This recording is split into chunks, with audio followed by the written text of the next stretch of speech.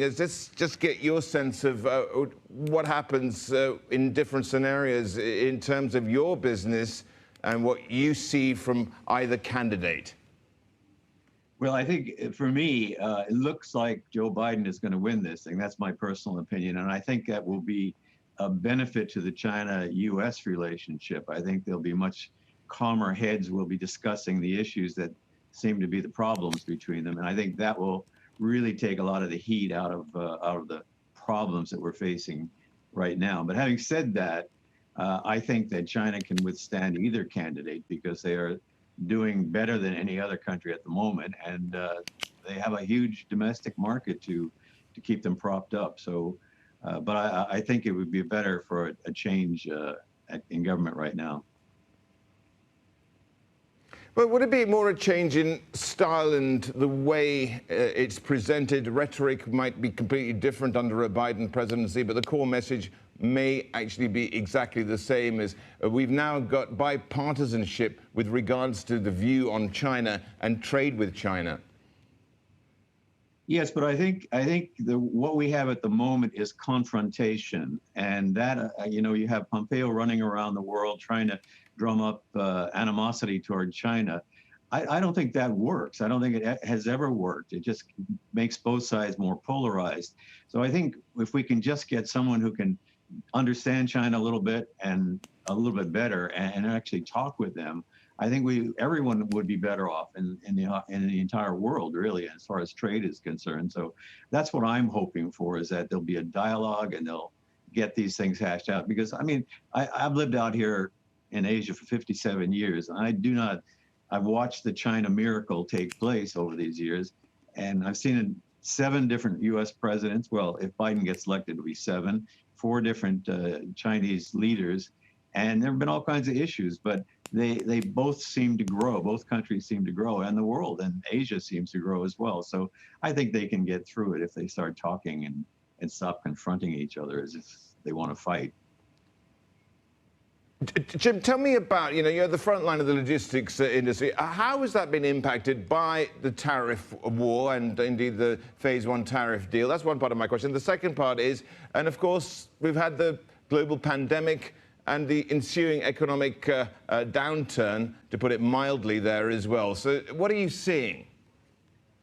Well, first of all, I would say that the logistics industry is a very broad industry. So we have airlines, shipping, trucking, warehousing. So some segments are doing extremely well. As far as the tariff is concerned, I never felt that had a big impact. The tariff on goods going, say, from Asia or from China to the United States was really a tax on the U.S.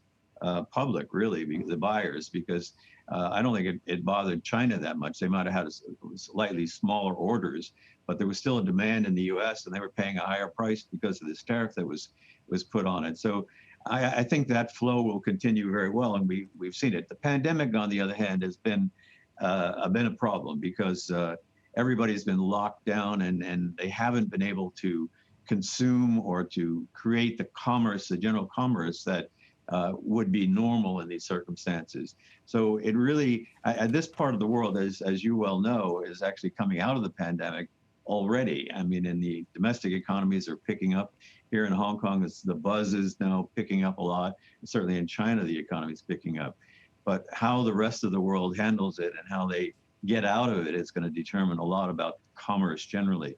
But the logistics industry, parts of it are doing extremely well, but others, the airlines particularly, are doing poorly.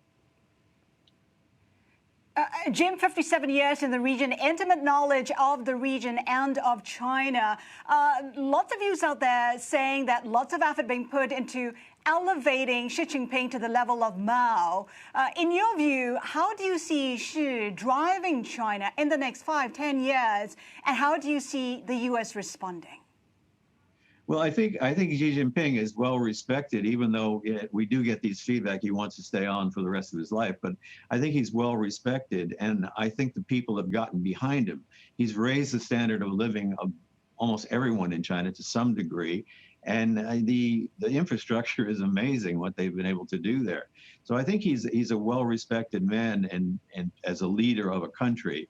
And knowing all the flaws that go with that type of leader, that type of a government. But I think he'll do extremely well, and I think he'll continue to build the country. And I have to believe, having been here as long as I have, that his interests are really in the interest of China, in the interest of the country, and he wants to make them progress much further than they have in the past, and they're doing that. And he wants them to be a respected global country, which they have been, held back for many decades in the past. Of course, Xi Jinping pushing for dual circulation, wanting to bring supply chains closer to home, and that's exactly what the U.S. wants to do as well. How do you see this playing out, and how do you see your business getting impacted? Well, Haslinda, I'm a globalist by nature. I've lived out here. I've seen the interaction between countries, and I don't think that's going to go away. I think that looking at it simply, you say the products are made in the most efficient place in the world, wherever that may be, and they're consumed in another location. So getting them from A to B will always require a lot of logistics support. And frankly, I don't think countries can isolate and say, just concentrate on their own. I think China has a lot of progress. They have a huge population, and they're getting wealthier. So I can understand that logistics will develop much more in China. But I think on an international scale, it will continue without question. I watched this over the years, and we are now so integrated as a global society that I don't see any chance of that diminishing. There might be little interruptions from time to time, but I think we're going to continue to be a global society. Jim, I've got this one question, which is from our new energy finance team, which is name the one thing that must change after the pandemic. Well, I think the biggest thing that has changed is people's confidence.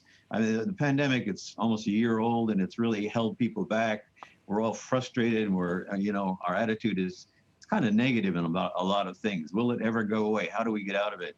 So I think after the pandemic, I think there's a latent demand for traveling and for buying things and just enjoying life a little bit more. So I think the key thing is for people's attitudes to change. And I think they probably will rather quickly. And also, I guess if there's a second thing, it's just, as Bill Winter said in his interview, that there has to be a better relationship. The United States is always the center of everything, a better understanding between the governments. And there can't be just animosity between countries, whether it be at trade or other issues. And I hope that the new government in the United States will take that attitude and will bring countries a little bit closer to get it to them at least. And I think that will be a huge change. That plus attitude will see us, make a big bounce forward. I'm very optimistic that that's going to happen.